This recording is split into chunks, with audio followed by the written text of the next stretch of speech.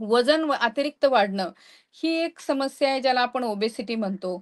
तर त्याच्यामध्ये काय होतं, की जी आपली जी चरबी असते, त्या चरबीमध्ये जे काही त्या चरबीमध्ये आम्ही म्हणतो, की त्याच्यामध्ये इस्ट्रोजन फॉर्मेशन होतं आणि मग ते इस्ट्रोजनचे हार्मोन जास्त झाले, की गर्भाशयातली लायनिंग जी असते ती वाढते. जास्त टेक्निकल आता इथं मी नाही सांगत. पण वजन वाढणं किंवा अतिरिक्त वजन वाढणं त्याच्यामुळे पण पाळीमध्ये अनियमितता येते. पाळी 2-2, 3-3 महिने येत नाही आणि आली तर मग पाळीमध्ये अतिशय रक्तस्राव होतो. मग गाठी पडल्या जातात आणि अशा प्रकारे आपल्याला त्यामध्ये सूचक जे अशा गोष्टी आहेत, तर त्या गोष्टी लक्षात येतात.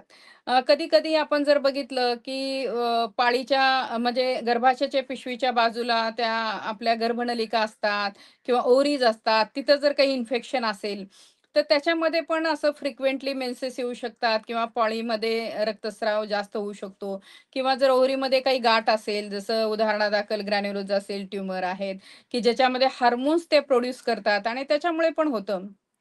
ही कारणं म्हणजे कमी प्रमाणात असतात, पण कधी-कधी असतात.